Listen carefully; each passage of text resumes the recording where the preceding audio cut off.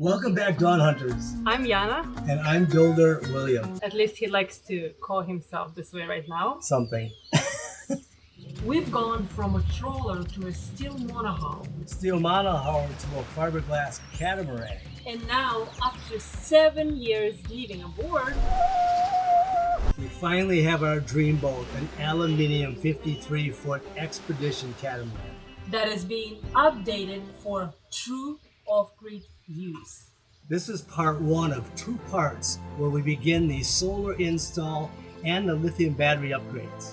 Having designed countless systems for others and our own use, this is truly going to be the ultimate. Or we hope so.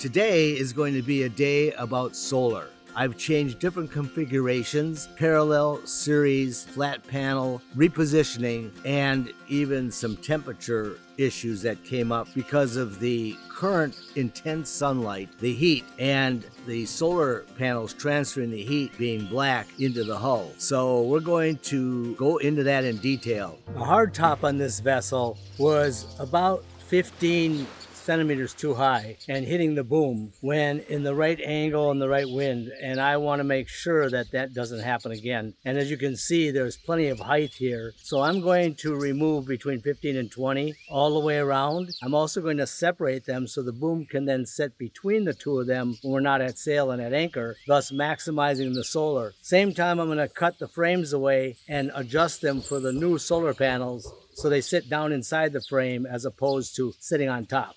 The solar panels for the hard top are bifacial. They'll have sun from the top and also from the bottom, which gives you about 30% more than the rated panel. Because of that, I'm modifying the hard top so they sit down inside, which is why I had to cut the old hard top off, but in reality I'm blowing it anyways. Here we have solar panel bifacial backside. So now let's take a look at the hard top modification. I'm cutting it down in 2 locations, which will allow 4 panels to be mounted, 2 on each side, and then I can put the hardtop back up in its new lower position. I've also added the panels now into the hardtop rather than sitting on the top of it, which will also give me a little bit added clearance when I reinstall the hardtop. Back to the solar panels. I've been doing the layout of the flat panels, which I'm very satisfied with the performance and the output. Now the issue is the mounting. It's not so much how do I mount them to the deck, but the problem that I have, and I need your help in the comments below, each panel has 2 wires, a positive and negative coming out of it. Some panels have the exit on the top, some panels have the exit on the bottom. In both cases, it looks like I'm going to have to put holes in the boat to run the cables inside. I can do that before the ceiling goes on and run some channels so I can always replace it. But if anybody's got any better idea, naturally you can walk on these panels, which makes them pretty neat to be here. But the cabling and the wiring, even if it's underneath, I have to cut a pretty big hole to satisfy the box and the mounting. If I put it on top, then I have to do 2 holes and run the wires down through the deck. I don't want to be running channels on top. That kind of defeats the purpose of having a flat panel. So I'm kind of stumped here, looking to you guys to give me some comments on maybe the way you've mounted flat panels in your boat before. Luckily with the aluminum, it's not going to hurt it. I can seal it so I don't have to worry about leaking, but maybe you can give me some ideas on how to get these wires invisible. The next challenge I have is what to do with all these wires when I place the flat panels on the top of the deck. And guys, I'm going to need a little help here about what you have done if you worked with solar and flat panels, because you end up with a glob of wires. If you've got 25 panels, imagine 25 wires times 2. Now, fortunate if you're running port side all in series and starboard side all in series, you end up with really 1 cable going from panel to panel, and then at the very end you're going to have 2 cables. So now you have a nice flat panel on the deck, but you've got this cable that needs to be properly routed. I can't drill holes in the top.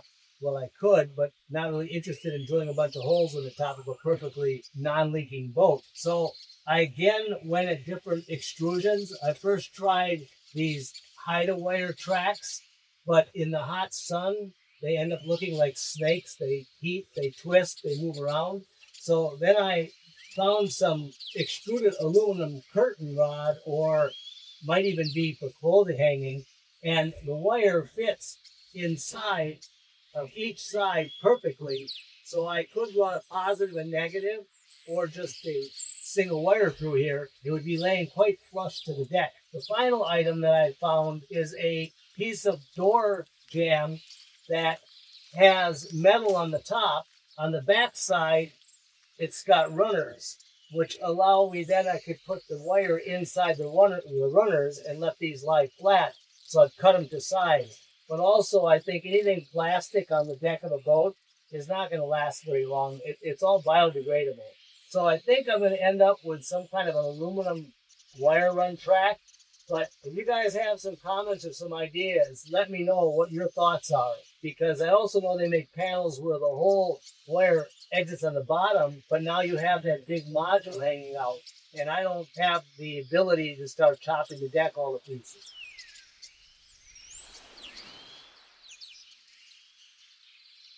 Mounting of the solar has always been a big pain in the butt on a boat, because either you have to build stainless steel frames or some kind of framework when you have it hanging off the aft deck. But on this boat, because I won't have anything hanging off the back and we have correct deck space, I was able to source some extruded aluminum mounting systems, of which work excellent in allowing some airspace between the solar panel and the deck, and also some movement from port to starboard and from aft to forward, so that you can align the system as one whole complete unit. You can then pull it up with the boom if you need to, through wiring or anything else. So these brackets are pretty unique, and that's all extruded, and they all have the correct spacers for a standard panel. They even have, within the extrusion, grips, so it can hold the panel at the correct height. And so when you put it all together as one unit, it becomes very strong and rigid. Definitely it is more flexible and quicker than waiting for some stainless steel or aluminum frame to be welded all together. So the way I've configured this, the aft deck with the panels will go to one MPPT Victron controller. The hardtop with the 4 panels will go to a separate MPPT Victron controller, and then the port side of the flat panels, its own controller, and the starboard side, its own controller. And the reason is that whether you have some shading or sun on one side of the boat or the other, you'll be able to network these together and balance out the voltages, because different panels, different voltages must have separate controllers. They are then connected through VE CAN system, and that way I can also program at the Victron how I want to direct the solar panels, even if I want to split up and take the port side or the starboard or the aft and charge one 24-volt battery bank, and then charge the other battery bank on the other side. And that also, each bank goes through a set of breakers, so I can turn each bank off and on manually as I need to adjust the system. And you can only do that really when you're out in the sun.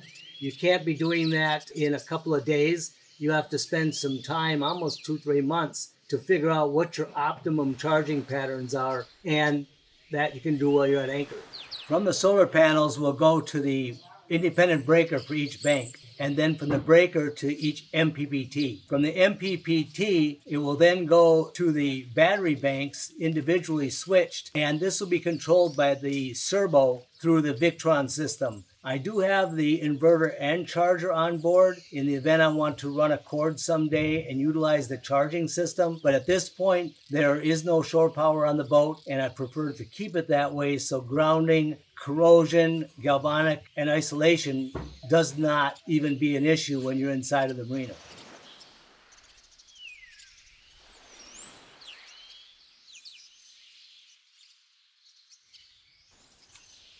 Well guys, the ongoing saga of solar isn't just about parallel or series connection or the layout. After a week or two of having the solar panels on top of the deck of the aluminum catamaran, the heat on the inside isn't affected so much because of the super thick insulation.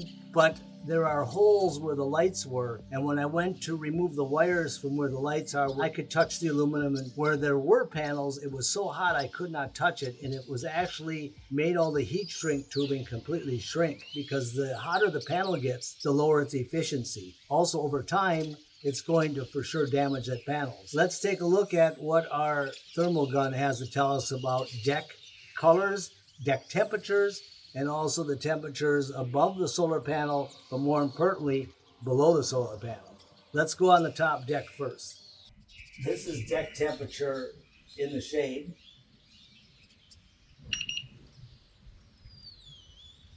Deck temperature in the sun.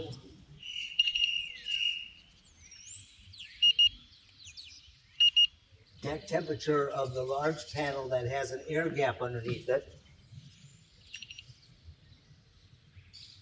Deck temperature next to the solar panel.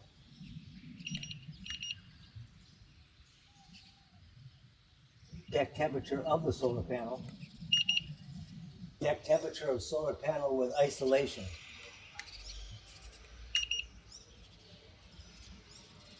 Deck panel of the sunwear panel.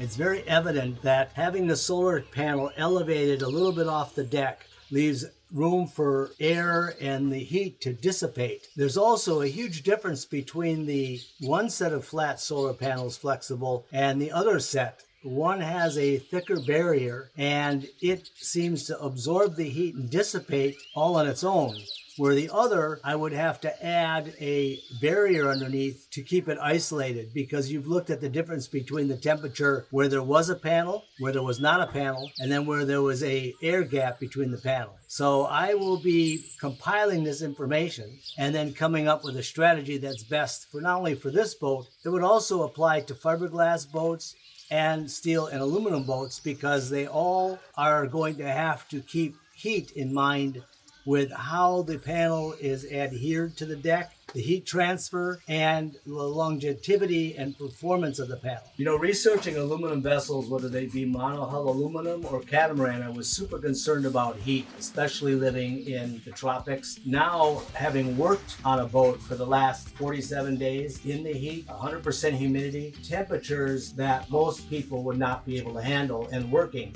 my concern was about insulation. The boat came with phenomenal insulation. It was an insulation, as you saw in our previous video, glued in some places in the roof and the ceiling, but for the most part, it was laid between the stringers in the hulls and in the other parts of the boat. So in doing the research and doing temperature analysis of the exterior and the interior, I then decided to utilize the teak wood and an air gap on top of the insulation, because we removed plastic. To give you a bit of an idea, I'm going to go ahead and I'm going to do some temperature readings in both the hulls with the direct sunlight and then also on the upper cabin area, show you the differences between the actual temperature of the aluminum and the temperature of the teak, which will be painted white after it's all laid out and completed. Give me some thoughts in the comments what you think is a result of what we've, I guess, learned here. Maybe some other ideas that you have before we do the upper salon. Let's take a look at these temperature differences. So ambient temperature currently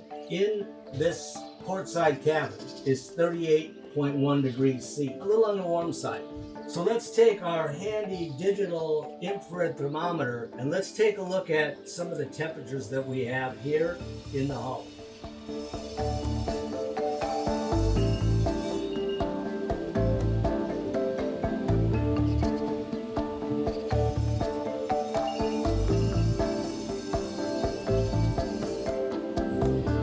So being up here in the salon, I'm going to take temperature readings of the ribs, temperature readings of the underside of the upper deck, and then temperature of the wood slats that are here, keeping in mind that there will be one more layer of teak. There'll be one more layer of wood over the top of this, which will then add additional insulation.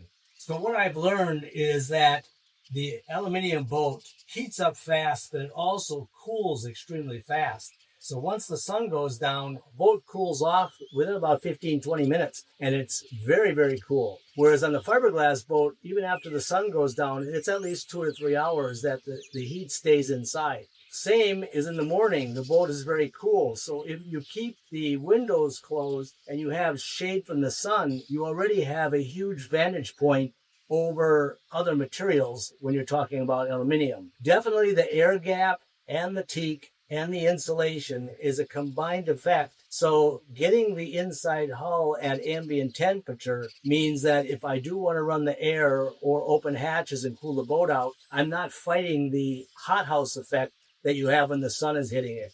So let me know in those comments what you guys have done, whether you have cabins, boats, or whatever else you might have for proper insulation technique. So guys, I am super pumped because finally, after doing the demo work and some of the things, I'm in my man cave, which has a long ways to go, but at least it's a place that I can put things that will stay clean. And we have covered a little bit about solar mounting, the challenges between mounting bifacial panels and mounting flat panels, heat dissipation. Then we're going to go deep dive into solar and batteries. The batteries are an EVE LF 304, so that's 304 amp hours each battery in each cell. The batteries are then connected through a relay, which is a 500 amp relay for protection, but I put a 500 amp relay on the charge side and the discharge side, and then put a current sensing unit on both the charge and discharge. So if for any reason we're overcharging or discharging because the cell's gone bad or anything like that, the whole system's going to shut down. At the same time, we're going to monitor every single cell temperature by using the 123 BMS board. And that 123 BMS board is going to allow us to monitor the temperature at each termination post.